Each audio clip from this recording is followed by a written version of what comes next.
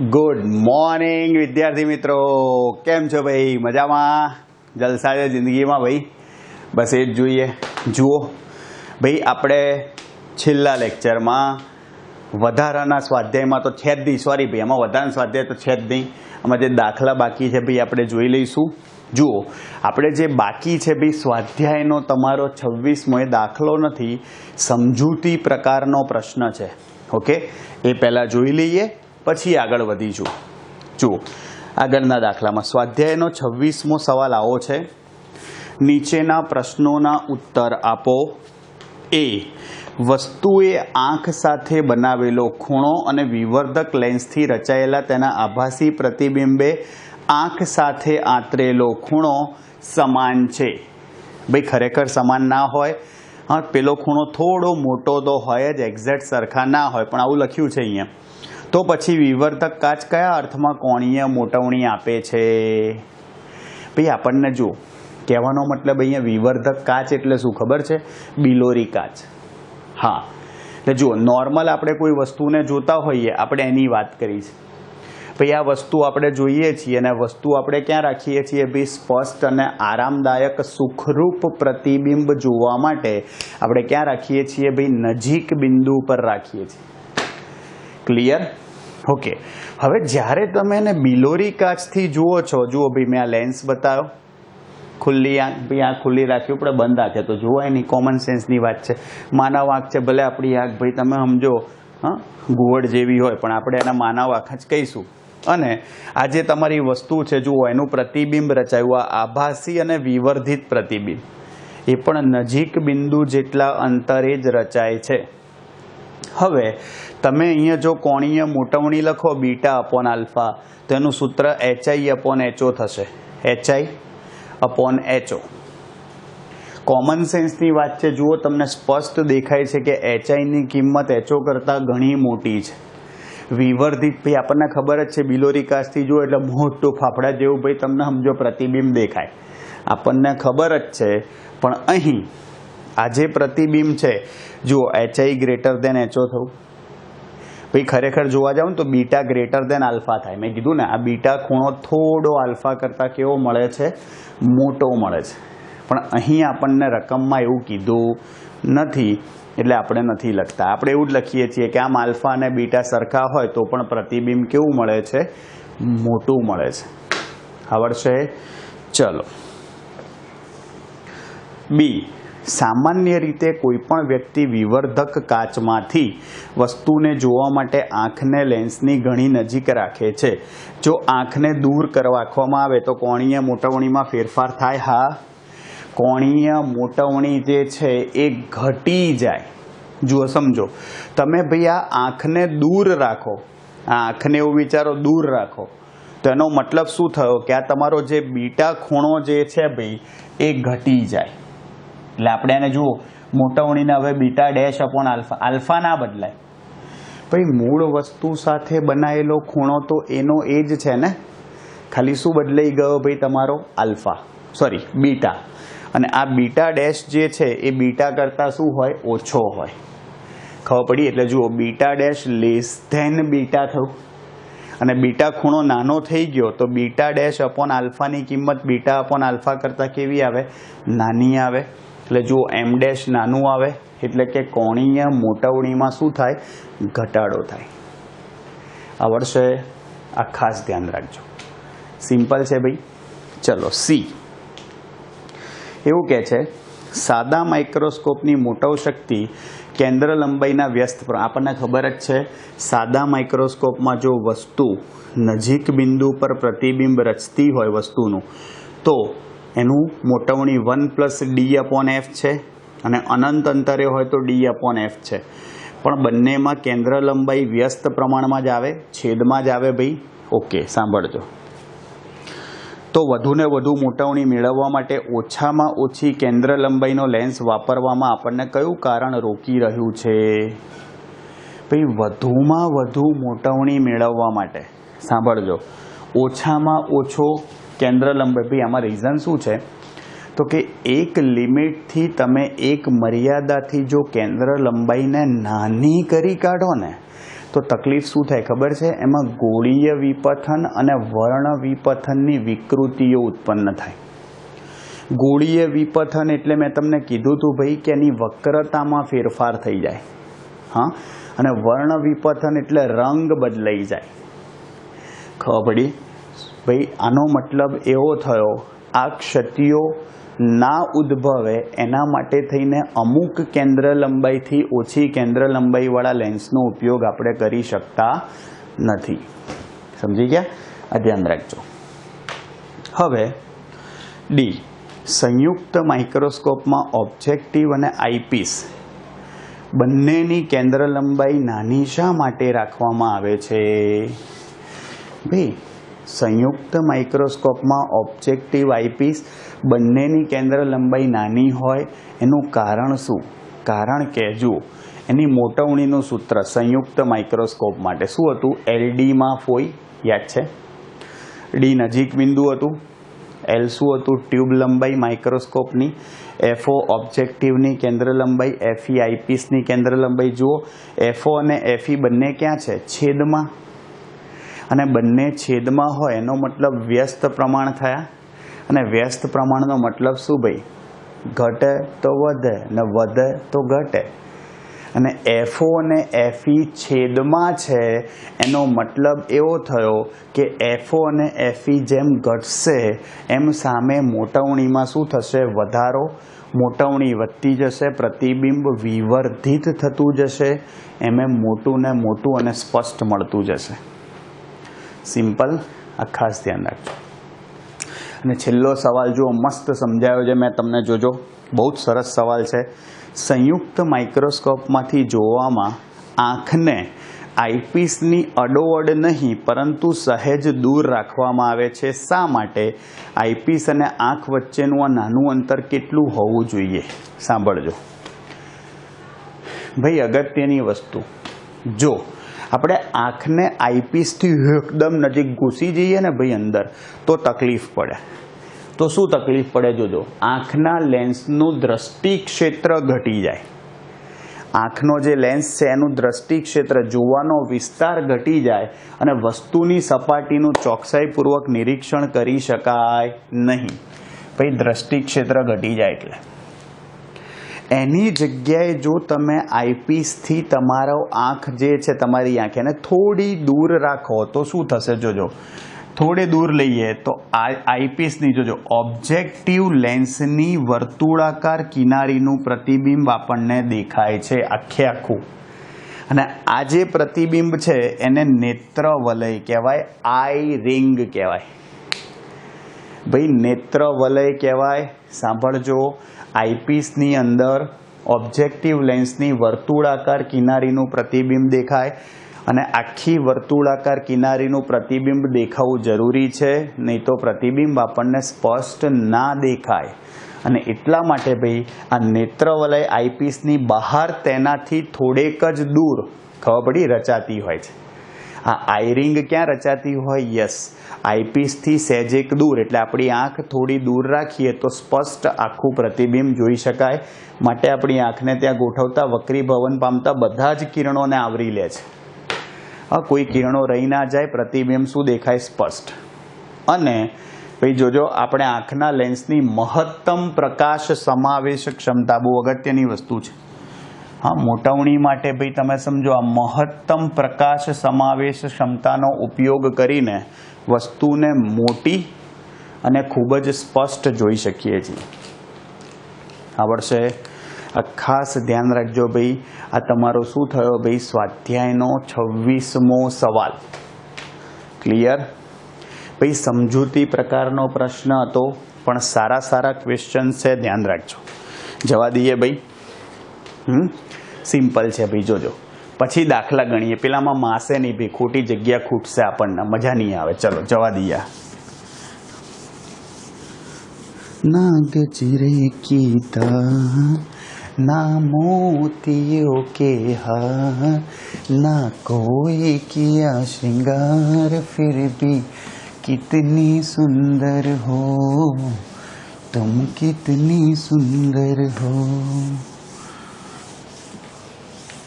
श्रृंगार तेरा यौवन, यौवन ही तेरा गहना, श्रृंगार तेरा यौवन, यौवन ही तेरा कहना, अरे खुशबू जब चले तू बोले बजे सीता. તમને એવું થાય સાહેબ ક્યાં આવા ગીતો ગાઓ ભાઈ, પણ અમારા જમાનામાં ગીતો તમારા જમા હપ્તે મેં 4 શનિવાર હોને ચાહીએ આવું ગોળા જેવા ગીતો હોય ભાઈ, કોઈ મિનિંગ વગરના. હા, મુન્ની બદનામ હુઈ ડાર્લિંગ તેરે લીએ 6 મહિના માટે, પછી બદલાઈ જાય મુન્ની. શીલા કી જવાની 1 વર્ષ પછી ઉતરી ગઈ હોય. આવું ભાઈ બધું જોજો. આગળ એ સ્વાધ્યાયનો 27મો મસ્ત દાખલો છે, જોજો ભાઈ. 1.25 સેન્ટીમીટર કેન્દ્ર લંબાઈવાળા ઓબ્જેક્ટિવ, જોજો. સ્વાધ્યાયનો 27મો દાખલો છે ભાઈ. ઓબ્જેક્ટિવ જે છે એની કેન્દ્ર લંબાઈ આપી છે FO. કેટલી છે જુઓ. ભાઈ બંને લેન્સ આપણે સંયુક્ત માઇક્રોસ્કોપમાં બહિર્ગોળ જ લઈએ છીએ એટલે ધન જ આવશે. આઈપીસની કેન્દ્ર લંબાઈ કેટલી આપી છે 5. ભાઈ આઈપીસ વડે 30 ગણું 30x એટલે 30 ગણું કોણીય મોટવણી મળે છે. સાંભળજો, આઈપીસ માટે પરિણામી કોણીય મોટવણી, પરિણામી કોણીય, આમાં કન્ફ્યુઝન થશે, કામ કરીએ છીએ પરિણામી કોણીય મોટવણી જ લખું છું. એમાં કન્ફ્યુઝન થશે. 30 છે.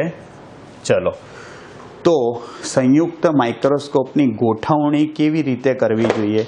ભાઈ ગોઠવણી એટલે વસ્તુ ક્યાં મૂકવી જોઈએ અને બે લેન્સ ઓબ્જેક્ટિવ અને આઈપીસ વચ્ચેનું અંતર કેટલું હોવું જોઈએ. જુઓ ભાઈ, ઓબ્જેક્ટિવ અને આઈપીસ વચ્ચેનું અંતર તમે કઈ રીતે શોધો?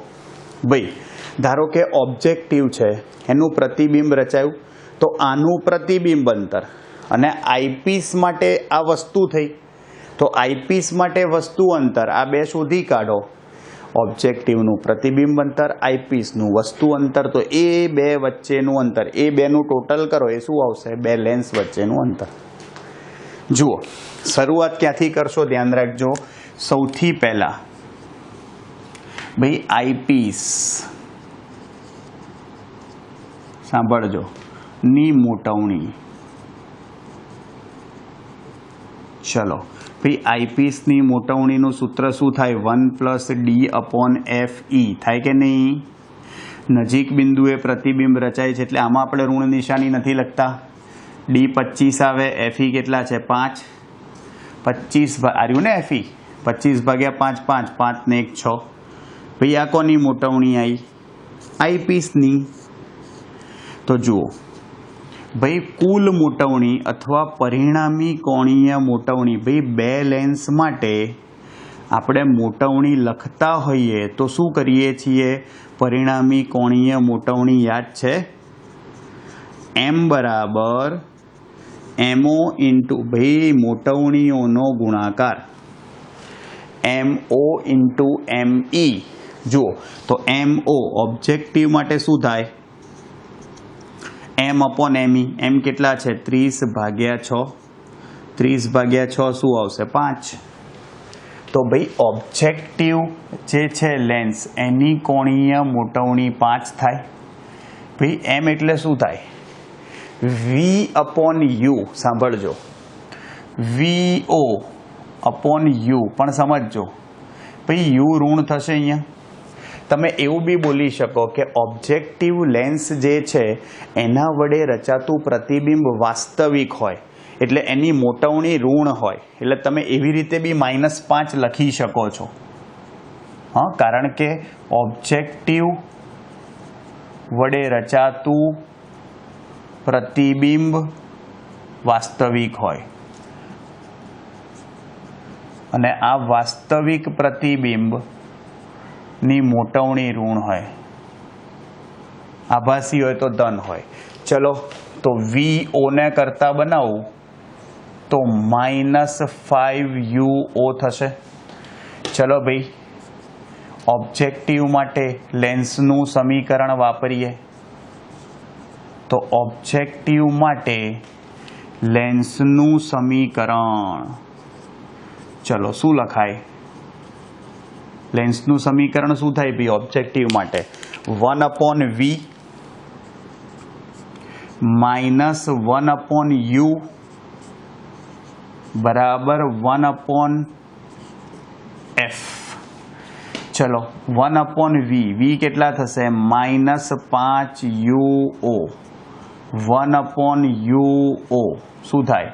1/FO થાય. કિંમત મૂકો 5UO. U0 UO જે લખો એ ભાઈ તમે. ચલો -1 થશે અહીંયા માઇનસ આ ભાઈ 5 થશે. યસ 1/FO લસા લેતા તો આવડે ને ભાઈ. ચલો ભાઈ આ શું થયું? -6/5. FO સામે આપી દો તો જુઓ UO શું આવ્યું? -6 FO/5 અને FO કેટલા છે? FO છે 1.25/5. જુઓ આપણે જોઈ લઈએ -6 ગુણ્યા 1.25/5 1.5 સેન્ટીમીટર આવશે. ભાઈ UO શું લાયા? 1.5 સેન્ટીમીટર આવી ગયું. ચલો તો VO શું લખાય? -5UO. UO -1.5 15 પંચા 75 પ્લસ 7.5 સેન્ટીમીટર જવાબ આવ્યો. ભાઈ આપણને ખબર જ છે ઓબ્જેક્ટિવ હોય ને એના માટે વસ્તુ આ બાજુ હોય, પ્રતિબિંબ આ બાજુ, એટલે ધન જ આવે. ચલો હજી શું શોધવાનું રહ્યું? યસ હજી શોધવાનું રહ્યું ભાઈ આપણા માટે આઈપીસ માટે. જોજો હો હવે. ચલો આઈપીસ માટે ભાઈ તમને મને ખબર છે પ્રતિબિંબ અંતર શું આવે? -D આવે, -25. આભાસી પ્રતિબિંબ મળે ને આઈપીસ માટે, એટલે એની FE તો ખબર જ છે. ચલો એના માટે લખીએ હવે શું ભાઈ? લેન્સનું સમીકરણ. ચલો લેન્સનું સમીકરણ ભાઈ તમે આઈપીસ માટે લખી કાઢો 1/V -1/U બરાબર 1/F. ચલો 1/U ને કરતા બનાવો ભાઈ. વસ્તુ અંતર શોધવાનું છે ને આપણે, એટલે તો 1/VE માઇનસ, ખબર પડી ને શું કર્યું ભાઈ? આ માઇનસ વાળું પદ સામે આપ્યું, પ્લસ થયું, પેલું આ બાજુ લઈ આવ્યા માઇનસ. ચલો કિંમત મૂકો. VE કેટલા? VE તો -D છે એટલે -25 માઇનસ ઉપર લખીશ. FE કેટલા છે? 5. આ રહ્યું 5. ચલો લસા લો. 5 5 25 -1 -5 અને /25 -6/25 થશે તો UE શું લખાય? -25/6. 6 ચોક 24 લખાય. 4 પોઈન્ટ શું આવશે? જોજો UE આવશે તમારા 4.17. ભાઈ જુઓ તમારો જવાબ થયો. અને સાંભળો આપણે શું શોધવું હતું ખબર છે? જુઓ આઈપીસ માટે ક્યાં આવતું હતું? એ આકૃતિ મગજમાં હોવી જોઈએ. આઈપીસ માટે ભાઈ આ વસ્તુ થઈ અને ઓબ્જેક્ટિવ માટે પ્રતિબિંબ. ક્લિયર? તો આનો મતલબ શું થયો ભાઈ? આપણે શું શોધવું હતું? જુઓ બે લેન્સ વચ્ચેનું અંતર. તો બે લેન્સ વચ્ચેનું અંતર શું થાય? જોજો UE એનું મૂલ્ય પ્લસ VO 4.17 પ્લસ કેટલા થશે ભાઈ? VO 7.5. 7 ને 4 11.67 સેન્ટીમીટર જવાબ આવે. થઈ ગયો જુઓ 5 અને 17 67 થઈ જાય ને. આ તમારું બે લેન્સ વચ્ચેનું અંતર આવી ગયું છે ને ભાઈ. બહુ સરસ દાખલો છે ભાઈ, સહેલો જ છે પણ ઊંધો આપ્યો છે. નોર્મલી આપણને અત્યાર સુધી દાખલામાં એવું પૂછતા હતા કે મોટવણી શોધો, हाँ, तो આપણે ઓબ્જેક્ટિવની લાવીએ, પછી આઈપીસની લાવીએ અને બેનો ગુણાકાર કરીએ. લેન્સના સંયોજન માટે મોટવણીનો શું થાય ભાઈ? ગુણાકાર થાય. ક્લિયર? આ ધ્યાન રાખજો. અને હવે જુઓ, એના પછી રકમ વાંચતા થાવ. સ્વાધ્યાયનો 28મો દાખલો.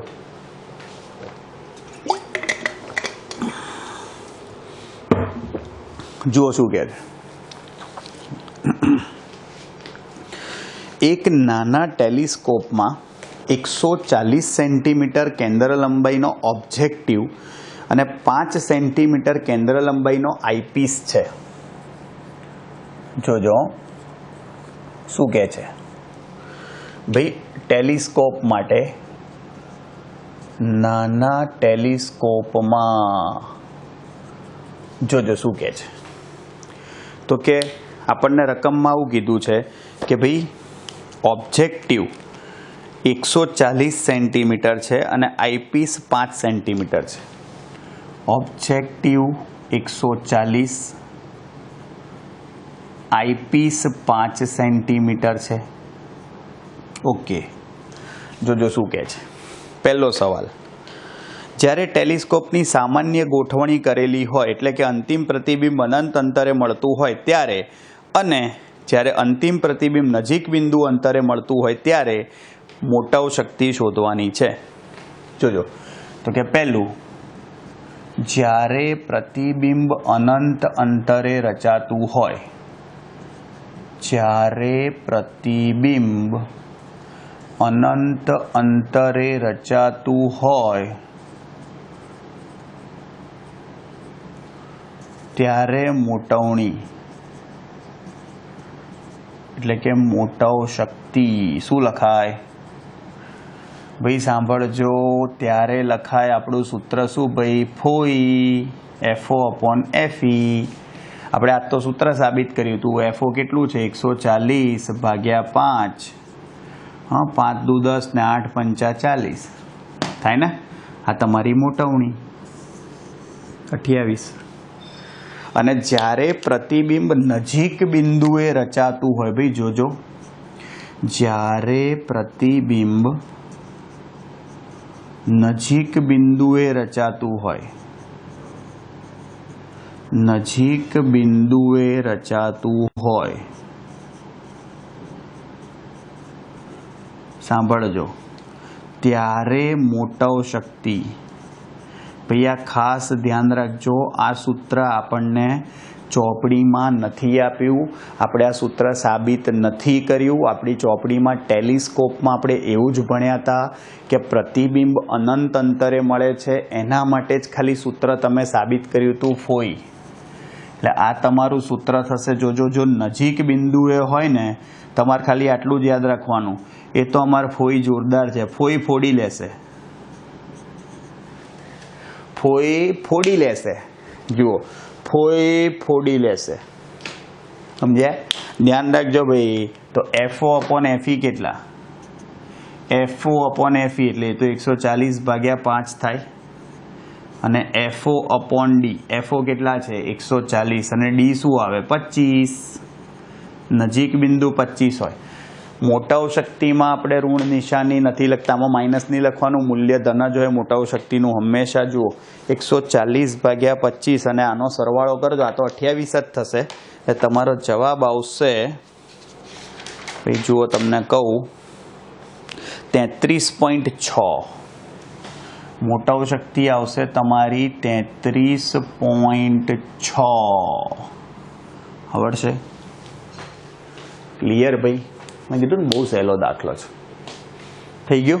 જુઓ, સ્વાધ્યાયનો 29મો, સ્વાધ્યાય 9.28 દર્શાવેલ ટેલિસ્કોપ માટે ઓબ્જેક્ટિવ અને આઈપીસ વચ્ચેનું અંતર કેટલું હશે? ભાઈ જુઓ, ઓબ્જેક્ટિવ અને આઈપીસ વચ્ચેનું અંતર ટેલિસ્કોપમાં FO/FE જેટલું હોય.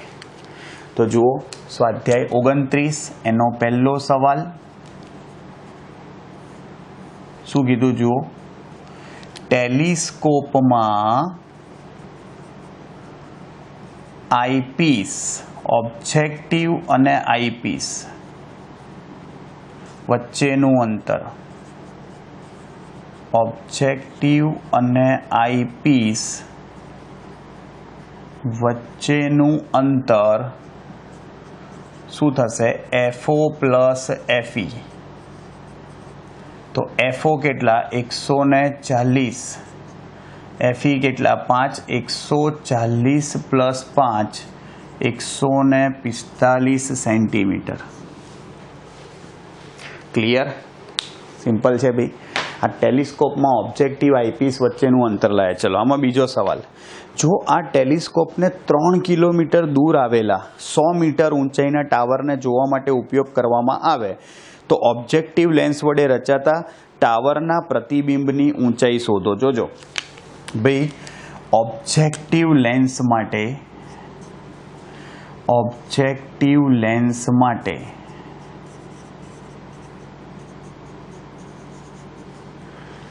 મોટવણી જોજો ભાઈ, h ડેશ અપોન h ભાઈ બરાબર v અપોન u લખાય. સાંભળજો ધ્યાનથી. કેટલું દૂર છે ભાઈ?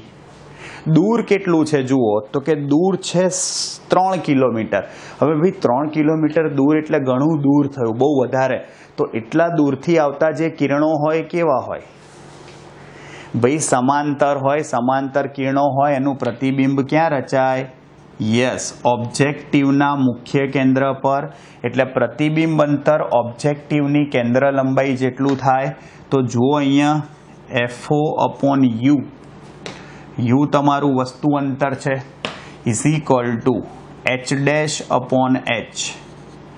તમારે પ્રતિબિંબની ઊંચાઈ શોધવાની છે. h ડેશને કરતા બનાવો, શું થશે જુઓ, HFO અપોન U. ચલો h કેટલું છે? h ક્યાં ગયું? કેટલી ઊંચાઈ છે ભાઈ? જોજો 100 મીટર ઊંચાઈનું ટાવર છે. 100 મીટર. FO કેટલા છે? 140. U માઇનસ થશે ભાઈ 3 કિલોમીટર. 3000 મીટર લખ્યું મેં. હા, અહીંયા લખી રાખું છું. U 3 કિલોમીટર જે છે ખરેખર માઇનસ થાય એટલે માઇનસ 3000 મીટર થયું. અને h કેટલી છે? વસ્તુની ઊંચાઈ 100 મીટર ટાવરની. તો જુઓ h ડેશ ટાવરના ઓબ્જેક્ટિવ વડે રચાતા પ્રતિબિંબની ઊંચાઈ જુઓ શું થાય? તો કે 100 ગુણ્યા ભાઈ 3 મીંડા જવા દો, 14/3. હા, 4 તરી 12 થશે. 4 પોઈન્ટ સમથિંગ 4.7 સેન્ટીમીટર.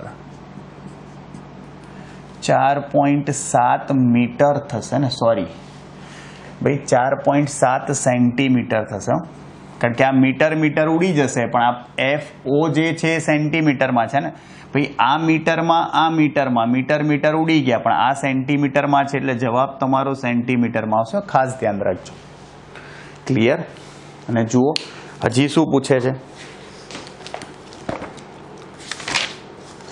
જો ટાવરનું અંતિમ પ્રતિબિંબ 25 સેન્ટીમીટર અંતરે મેળવવામાં આવે તો પ્રતિબિંબની ઊંચાઈ શોધો.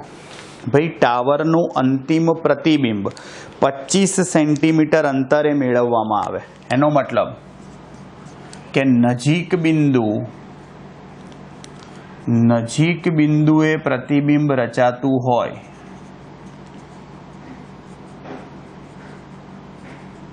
સાંભળજો, તો તમારે શું કરવાનું છે? જોજો અહીંયા તો કે ભાઈ અંતિમ પ્રતિબિંબની ઊંચાઈ શોધવાની છે. અંતિમ પ્રતિબિંબ જે બહુ જ વિવર્ધિત મળે ભાઈ, આપણને ખબર જ છે. તો ભાઈ નજીક બિંદુએ પ્રતિબિંબ રચાતું હોય તો મોટવણીનું સૂત્ર 1 + d/f e આઈપીસ માટે છે. ભાઈ આઈપીસ માટે છે તો આઈપીસ માટે સમજો, ઓબ્જેક્ટિવ દ્વારા રચાતું પ્રતિબિંબ એ આઈપીસ માટે વસ્તુ તરીકે વર્તે, એટલે આ વસ્તુ થઈ. અને અંતિમ પ્રતિબિંબ જે રચાશે બહુ જ મોટું હશે, એટલે સાંભળજો, એ આપણે h ડબલ ડેશ કહી દઈએ. તો ME શું લખાય? h double dash upon h dash. 1 + 25 થાય. FE શું થશે? FE એફ ઈ ક્યાં ગયા લ્યા યાર, પેલા દાખલાનું લેવાનું છો. આ રહ્યું 5. 1 + 5 6 થઈ જશે. તેનો મતલબ h double dash 6 × h dash, h dash 4.7 થાય. તો ભાઈ જુઓ, આઈપીસ વડે રચાતા પ્રતિબિંબની ઊંચાઈ, વડે રચાતા પ્રતિબિંબની ઊંચાઈ h ડબલ ડેશ કીધી છે આપણે. 6 × 4.7 કરો. જુઓ શું આવે જવાબ તમારો આવશે. 6 × 4.7 યસ 28.2 થઈ જશે. 28.2 ક્લિયર. આટલા સેન્ટીમીટર થાય. ક્લિયર ભાઈ, થઈ ગયું. જુઓ ભાઈ, આ તમારું શું થયું, સ્વાધ્યાયનો 27મો, 28મો અને 29મો દાખલો થયો. આવડશે? મસ્ત છે ભાઈ. જુઓ હવે છેલ્લા 3 દાખલા બાકી જોઈ લઈએ આપણે ભાઈ, 30, 31 અને 32. ઓકે, જુઓ એટલે જોઈ લઈએ. એટલે આપણે 9મું ચેપ્ટર માઇન્ડ બ્લોઈંગ ફેન્ટાસ્ટિક, જે મોટામાં મોટું ચેપ્ટર હતું એ કમ્પ્લીટ થઈ જશે. ચલો જવા દઉં. લો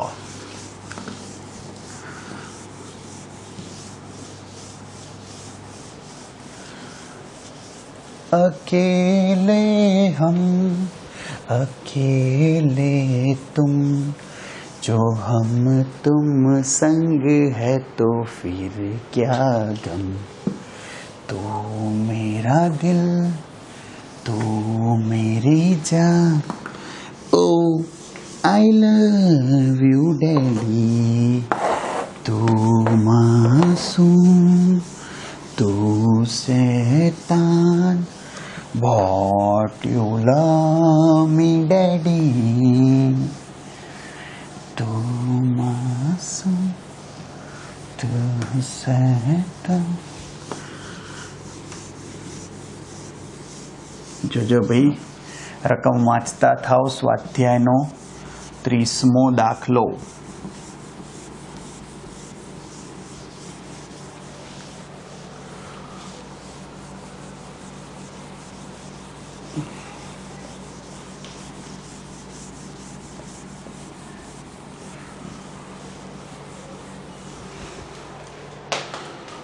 થઈ ગયો ભાઈ, આનથી ભૂસી કાઢું.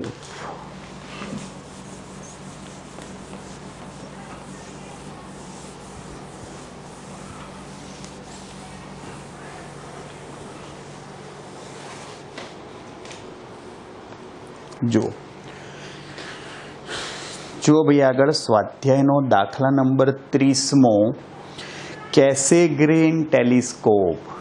ભાઈ કેસેગ્રેન યાદ આવ્યું? એમાં 2 પરાવર્તક અરીસાઓ હતા ટેલિસ્કોપમાં. પહેલો મુખ્ય અરીસો અંતર્ગોળ હતો અને બીજો કેવો હતો? બહિર્ગોળ અરીસો.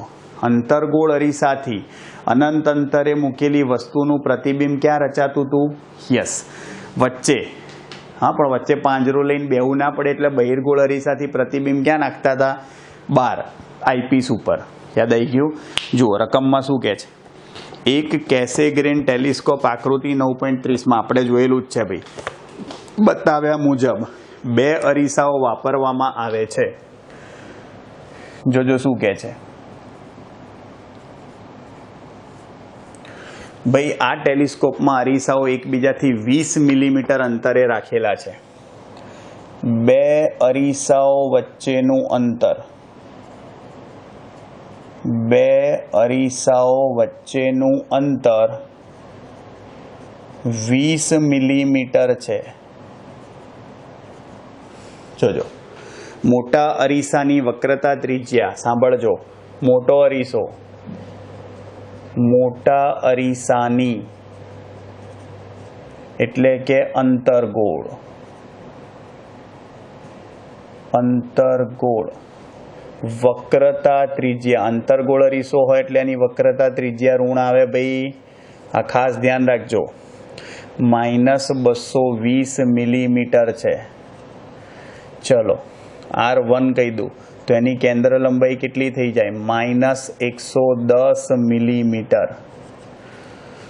नाना अरीसानी भाई नाना अरीसानी वक्रता त्रिज्या, नाना अरीसानी एटले बहिर्गोળ, वक्रता त्रिज्या चलो केटली आपी छे R2 बराबर -140 मिलीमीटर। तो F2 बराबर शू थाय -70 मिलीमीटर थाय। सॉरी भाई प्लस थशे, बहिर्गोળ अरीसो छे, बहिर्गोળ अरीसो एटले शू आवे भाई यस एनी केंद्र लंबाई शू आवशे भाई तमारी जुओ अहींया भाई आपणे ऊंधो मूकीए छीए सॉरी अहींया भाई आपणे बहिर्गोળ अरीसो ऊंधो ज मूकीए छीए એટલે माइनस ज आवशे। जो बहिर्गोળ अरीसो जे छे एनी केंद्र लंबाई बी ऋण आवशे। शोधवानुं शुं कीधुं छे आपणने हाँ तो अनंत अंतरे रहेली वस्तुनुं अंतिम प्रतिबिंब क्या मळशे એટલે भाई कहेवानो मतलब ए छे के आपणने अनंत अंतरे शुं आपेली छे वस्तु। सांभळजो भाई अनंत अंतरे भाई आ माइनस ज आवशे आपणे अरीसो ऊंधो मूकीए छीए हाँ એટલે समझो આવી રીતે હોય એટલે આ બાજુ જ આવશે વક્રતા ત્રિજ્યા અંતર્ગોળ અરીસાની જેમ જ। हाँ ध्यान રાખજો ખાસ આ નોર્મલ કરતા સહેજ એક અલગ થશે। હવે જુઓ સૌથી પહેલા અંતર્ગોળ અરીસા માટે એટલે કે મુખ્ય અરીસા માટે અથવા મોટા અરીસા માટે વસ્તુ અનંત અંતરે હોવાથી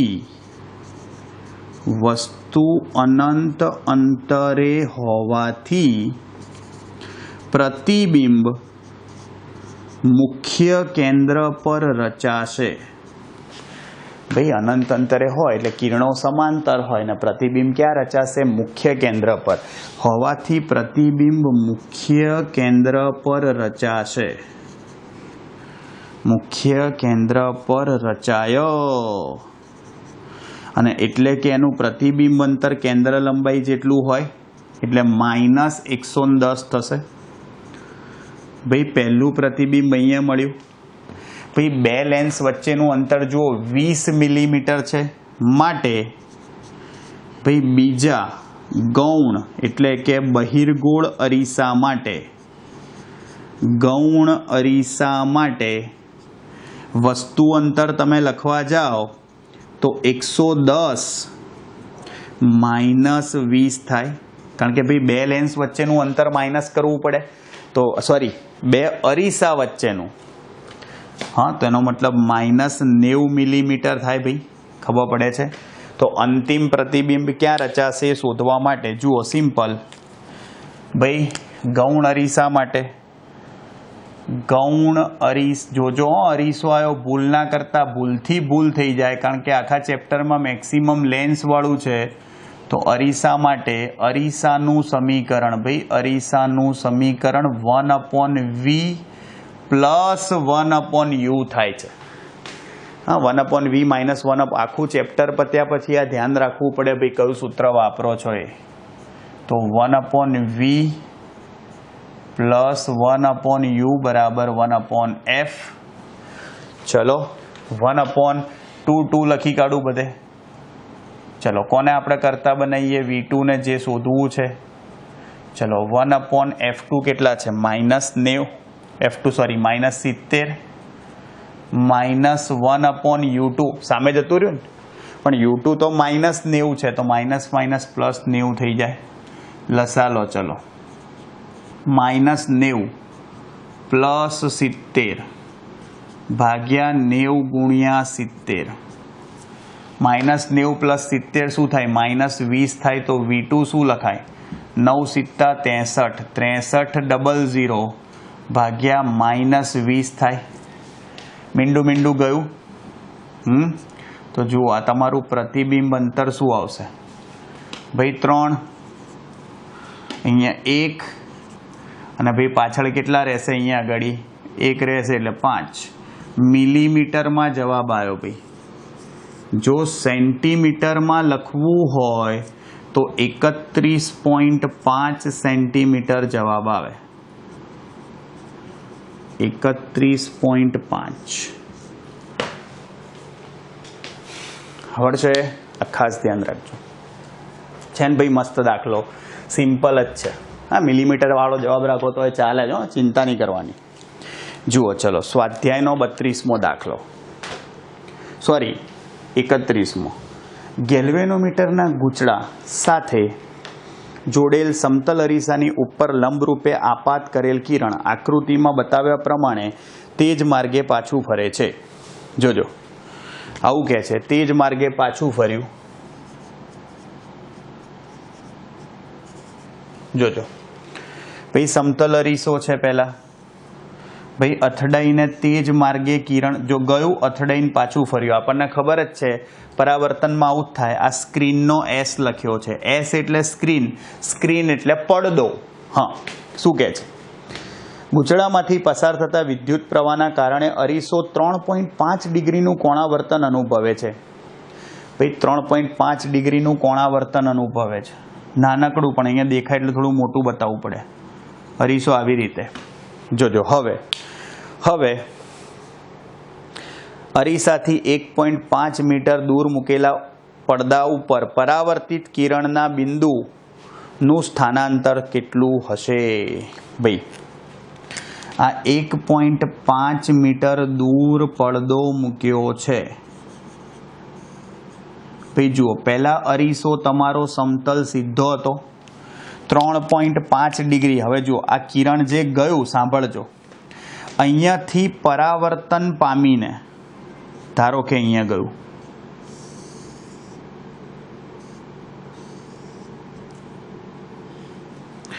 ભાઈ આ ગયું, આ જ્યારે સીધું હતું એટલે અથડાઈને પાછું આવ્યું. જ્યારે આ અરીસો વાંકો કર્યો, આર્યો બ્લુ કલરમાં બતાવું એટલે તમને કન્ફ્યુઝન ના થાય. એટલે બ્લુ કલરનું પરાવર્તિત કિરણ આવ્યું.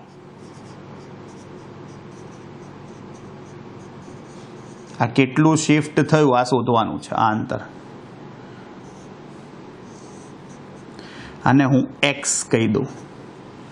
સાંભળજો, આપાત કિરણે ભાઈ લંબ જોડે બનાવેલો ખૂણો કેટલો હોય? ભાઈ અહીંયા તમે લંબ દોરો ને તો બનાવેલો ખૂણો તમે સમજો 3.5 ડિગ્રી કીધો છે. તો પરાવર્તિત કોણ બી સરખો જ થાય.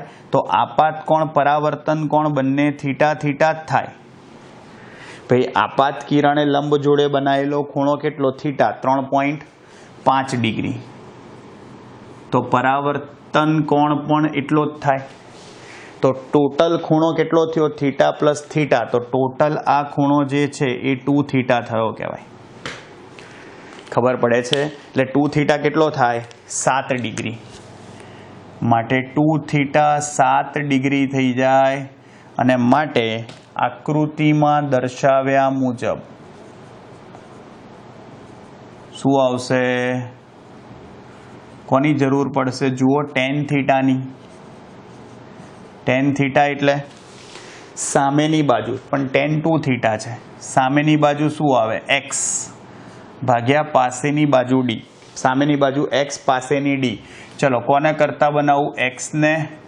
તો d tan 2 થીટા. 2 થીટા એટલે 7 ડિગ્રી લખાય. ચલો કેપિટલ D 1.5 છે. tan 7 ડિગ્રી શું લખાશે? tan 7 ડિગ્રીની કિંમત ભાઈ 0.1228. 0.1228. હા, ધ્યાન રાખજો ભૈયા. અને તો આ એક્સની કિંમત 1.5 ગુણ્યા 0.1228 કરશું એટલે 0.1842 મીટર આવશે. થઈ ગયું? તો ભાઈ એક્સ આવશે તમારું 18.4 અથવા 42 સેન્ટીમીટર. આ જવાબ. આટલું શિફ્ટ થઈ જાય. ભાઈ એ જ પૂછ્યું છે તમને કે પરાવર્તિત કિરણના બિંદુનું સ્થાનાંતર શોધો. કારણ કે પહેલાં પરાવર્તિત કિરણ અથડાઈને અહીંયા ને અહીંયા પાછું આવતું હતું. હા, હવે પરાવર્તિત કિરણનું સ્થાનાંતર આપણે ક્યુ લઈ આવ્યા. દેખાય છે? તો આમ પરાવર્તિત કિરણનું સ્થાનાંતર, પરાવર્તિત કિરણનું સ્થાનાંતર 18.42 સેન્ટીમીટર હોય. ખબર પડી? આ ખાસ ધ્યાન રાખજો. આવડે? ચલો. અને છેલ્લો દાખલો ચેપ્ટરનો ઉપી. બહુ ચાલ્યું હાડું થાય ને ભાઈ, પણ ચેપ્ટર મોટું છે ને મસ્ત છે, મજા આવી જાય એવું. જુઓ, આકૃતિમાં એક બહિર્ગોળ લેન્સ કે જેની બંને વક્રતા ત્રિજ્યાઓ સરખી છે. ભાઈ બહિર્ગોળ લેન્સમાં તમને ખબર છે R1 શું આવે? ધન, અને R2 શું આવે? ઋણ. અને અહીંયા બંને સરખી આપી છે, ખાસ ધ્યાન રાખજો. હવે આવું કહે છે, જોજો, તેને પ્રવાહીના સંપર્કમાં સમતલ અરીસા પર મૂકેલ છે. એક નાની સોયને મુખ્ય અક્ષ પર રહે તે રીતે તેનું ઉલટું પ્રતિબિંબ એ સોયના સ્થાને જ ત્યાં સુધી ખસેડવામાં આવે છે. પિનનું લેન્સથી અંતર 45 સેન્ટીમીટર છે. તો હવે પ્રવાહીને દૂર કરી પ્રયોગનું પુનરાવર્તન કરતા આ અંતર 30 સેન્ટીમીટર મળે છે. તો પ્રવાહીનો ભાઈ વક્રીભવનાંક શોધો. સાંભળજો ધ્યાનથી. ભાઈ આકૃતિ કંઈક આવી છે. સૌથી પહેલાં તમને એવું કીધું છે, જોજો, કે તમને આ બહિર્ગોળ લેન્સ આપ્યો છે. કેવો છે? જો બહિર્ગોળ લેન્સ છે. હવે અહીંયા ભાઈ પાણી ભરી અને અહીંયા સમતલ અંતરગોળ, આ અરીસો છે. જુઓ ભાઈ, આ અરીસો, અહીંયાથી પરાવર્તન થાય છે કિરણોનું. અને જોજો, એ કિરણોનું પરાવર્તન થઈ ભાઈ આ અહીંયા પાણી ભરેલું છે. જોજો, પ્રવાહી છે, પાણી તો નથી કીધું ભાઈ આપણને, પણ પ્રવાહી કીધું છે. જોજો, એ અહીંયા પ્રવાહી કીધું છે. આ રહ્યું, એ આ પ્રવાહી જે હોય. કહેવાનો મતલબ, જો અહીંયા બે વસ્તુ થઈ. આ પહેલી રચના જે છે ને એ બહિર્ગોળ લેન્સ થયો, અને આ બીજી રચના જે થઈ ને એ સમતલ અંતરગોળ લેન્સ થયો. જુઓ ભાઈ, આ પહેલી વક્ર સપાટી અને બીજી સપાટી આ અરીસો થઈ ગયો, સમજો. એટલે બે વસ્તુ રચાઈ કહેવાય, એ તમને ખબર પડવી જોઈએ. ઉપર જુઓ, આ શું થયો કહેવાય? તમારો બહિર્ગોળ લેન્સ. અને નીચે શું છે ભાઈ? તમારું યસ, હા, સમતલ અંતરગોળ લેન્સ. એક બાજુ સમતલ છે, એક બાજુ જ વક્ર સપાટી છે, એટલે એને સમતલ અંતરગોળ લેન્સ કહેવાય, ભૂલ ના કરતા. અને અહીંયા ભાઈ જુઓ, આ PP ડેશ, બરાબર, અને અહીં આ QQ ડેશ.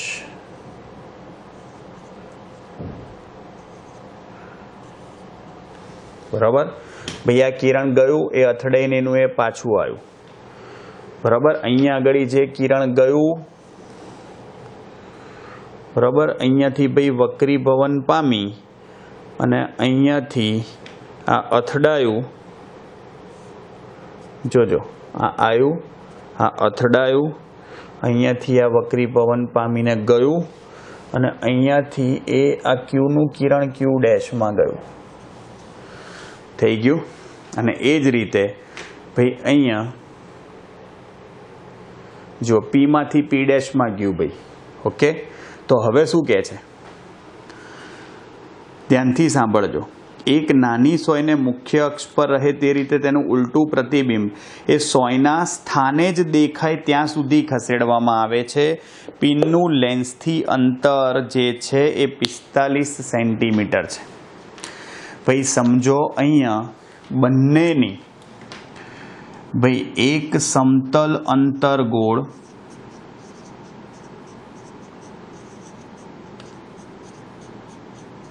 અને એક બહિર્ગોળ લેન્સ રચાય છે.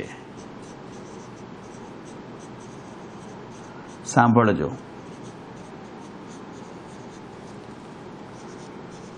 હવે સંયુક્ત તંત્રની કેન્દ્ર લંબાઈ,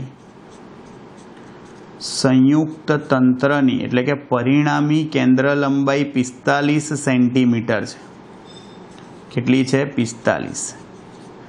હવે તમને એવું કહે છે કે પ્રવાહી કાઢી નાખવામાં આવે તો ભાઈ આ અંતર 30 સેન્ટીમીટર મળે છે. એનો મતલબ જોજો ભાઈ, પ્રવાહીને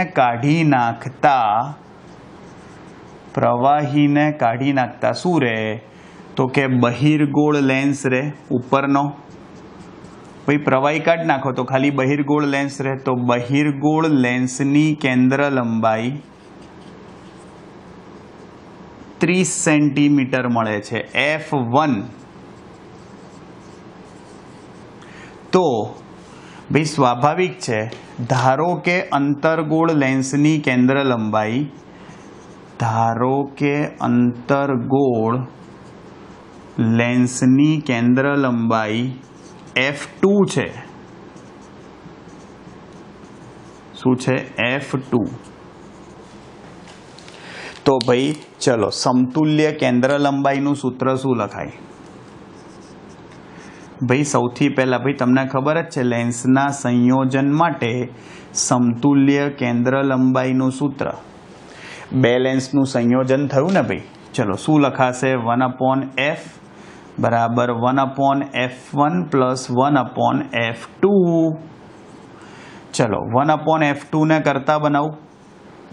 1/f કેટલા છે? 45 માઇનસ 1/f1 કેટલા છે? 30. લસા લો ચલો ભાઈ. 30 માઇનસ 45 ભાગ્યા 45 ગુણ્યા 30.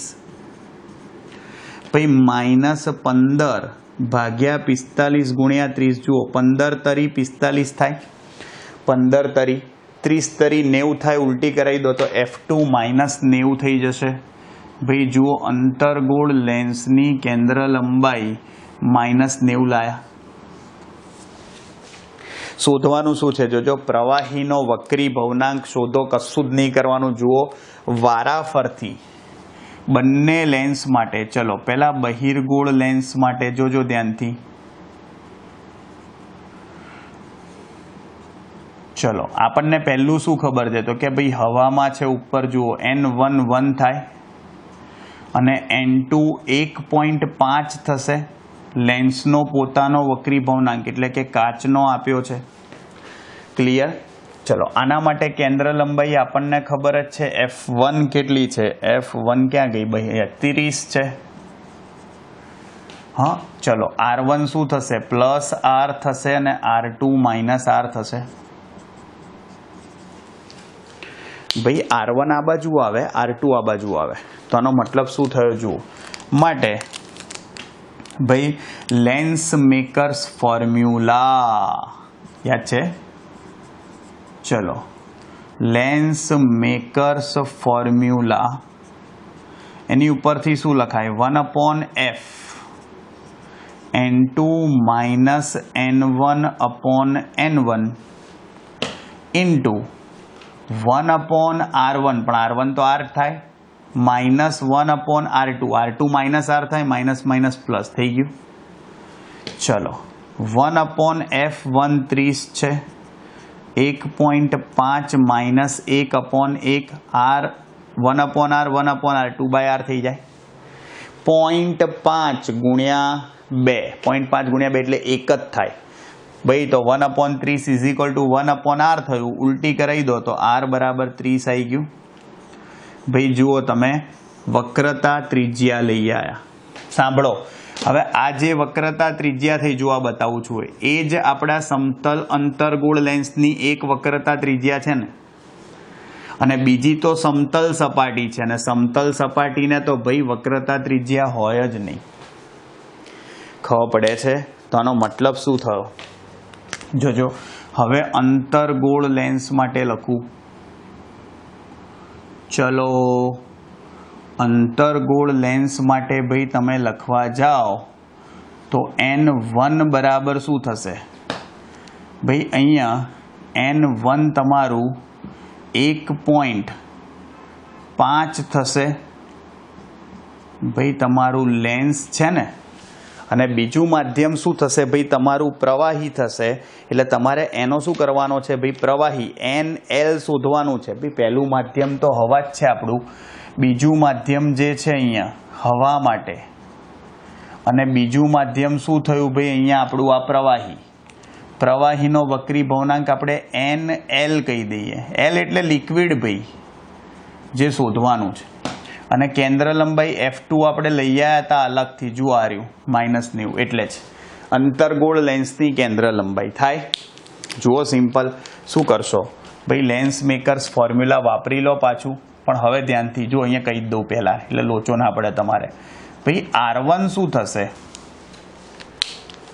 ભાઈ, જુઓ તમે યાદ છે ને ભાઈ, અંતર્ગોળ તો અંતર્ગોળ લેન્સમાં R1 ઋણ થાય, R2 ધન થાય, પણ અહીંયા R2 ધન નહીં થાય. R2 તો સમતલ છે, સમતલ. ભાઈ સીધું હોય સમતલ તો એને વક્ર સપાટી હોય જ નહીં, અને વક્ર સપાટી ના હોય R1 માઇનસ R લો, R2 અનંત થઈ જાય વક્ર સપાટી ના હોય એટલે.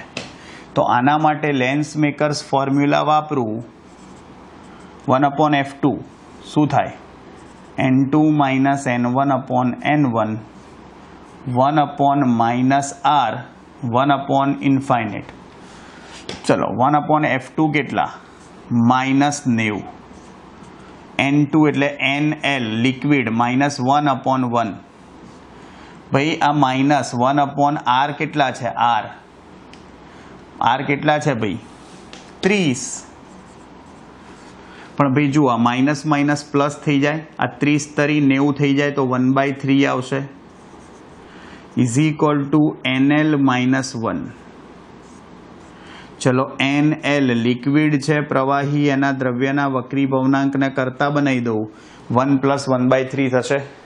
અને ભાઈ 1 + 1/3 થાય તો શું થાય, આ 0.33 થશે, એટલે 1.33 જવાબ આવે. આ જે પ્રવાહી ભર્યું છે એનો વક્રી ભવનાંક લઈ આવ્યા. સિમ્પલ ભાઈ. શું કર્યું જુઓ, સૌથી પહેલાં જે બહિર્ગોળ લેન્સ હતો એના માટે આપણે લેન્સ મેકર્સ ફોર્મ્યુલા વાપર્યું, પછી અંતર્ગોળ લેન્સ માટે વાપર્યું, પણ એ પહેલાં આપણે અંતર્ગોળ લેન્સની કેન્દ્ર લંબાઈ પરિણામી કેન્દ્ર લંબાઈ પરથી લઈ આવ્યા હતા. આવડશે? માઇન્ડ બ્લોઈંગ દાખલો છે, મસ્ત મજાનો.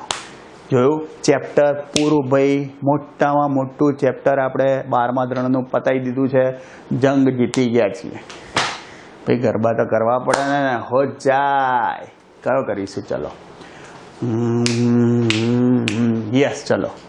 ગોરી રાધા ને કાળો કાન, ઘૂમે ગરબે ઘૂમે ભૂલી ભાન. હે ગોરી રાધા ને કાળો કાન, ગરબે ભૂલે રમે ભૂલી ભાન. રાધાનું રૂપ છે, કાનુડાની પ્રીત છે, જગનું શું છે કામાં. હે ગોરી ગોરી રાધા કાળો કાન, ગરબે ઘૂમે ભૂલી ભાન. હે ગોરી કાળો કાન, ગરબે રમે ભૂલી ભાન. વાવ, મજા આવી ગઈ. એ પૂરું ચેપ્ટર ટેમ્પો રહી ગયો ભાઈ, મજા પડી ગઈ. ડન. જોરદાર તૈયાર કરી કાઢજો ભાઈ. ભૂક્કા કાઢી નાખવાના છે આપણે આ ચેપ્ટરમાં. ક્લિયર? ખાલી તમારે ધન ઋણ નિશાનીનું ખાસ ધ્યાન રાખવું પડશે. એટલે દાખલા થોડા પ્રેક્ટિસ કરીને ભાઈ તૈયાર કરજો. હા, એટલે તમને કોઈ તકલીફ નહીં પડે.